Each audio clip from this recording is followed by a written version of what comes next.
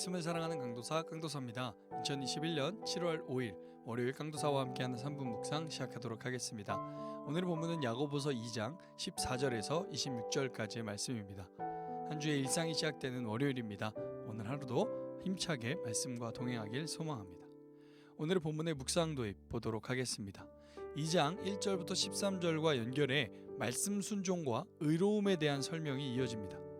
사람 편에서 하나님과의 언약 관계를 유지하는 두 축인 믿음과 말씀, 순종과의 관계를 다룹니다.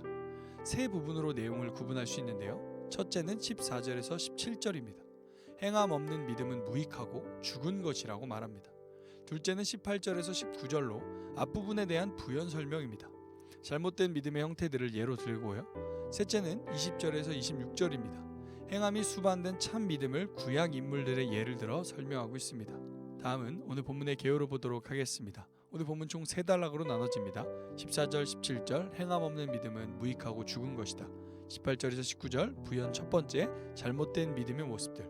20절에서 26절 부연 두 번째 참 믿음의 모습들에 대해서 다뤄지고 있습니다. 다음은 배경 이해를 보겠습니다.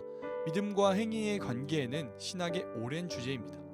루터는 이 본문이 이신칭의에 대한 바울의 가르침과 다르다는 이유로 야고보서를 지푸라기 서신으로 폄하하고 1534년에 독일어 번역 성경에서 외경처럼 성경으로 인정하지 않는 취급을 했습니다. 그러나 본문 내용의 배경은 죄사함과 새 언약 관계를 얻은 이신칭의의 문제가 아닙니다. 이 본문은 이미 새 언약 관계에 있는 신자들, 이미 성도가 된 분들의 충실함, 곧 의로움에 대한 것입니다. 특히 말씀 순종의 의무와 관계 유지가 초점입니다. 그러므로 야고보서 본문은 바울의 가르침과 상충, 반대되지 않습니다. 언약 관계 요소들에 대한 초점과 강조점이 다른 것뿐이라는 것을 우리는 꼭 기억해야 합니다. 다음은 오늘 본문의 묵상 포인트 한 가지를 살펴보겠습니다. 행함 있는 진짜 믿음입니다. 행함 없는 믿음은 공허합니다. 속이 텅 빈 과일과 같습니다. 우리의 참 믿음을 증명할 수 있는 것은 실천하는 참 행실뿐입니다. 하나님은 한 분이라는 신앙 고백은 귀신도 합니다. 귀신은 심지어 하나님의 존재를 알기에 두려워 떨기까지 합니다. 하지만 그는 절대 하나님께 굴복하거나 복종하는 법이 없고 그의 존재 목적은 하나님의 뜻을 거스르고 하나님의 백성들을 속이는 것뿐입니다.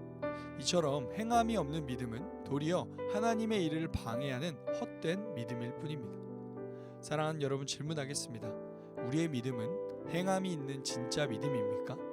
아니면 혹시 행함 없는 가짜 믿음으로 살고 있지는 않습니까? 믿음은 반드시 행함이 따라야 합니다. 이 사실을 늘 기억하며 오늘 하루 말씀을 들었으면 그 말씀을 믿음으로 실천하는 그리스도인이 되길 소망합니다. 감사합니다.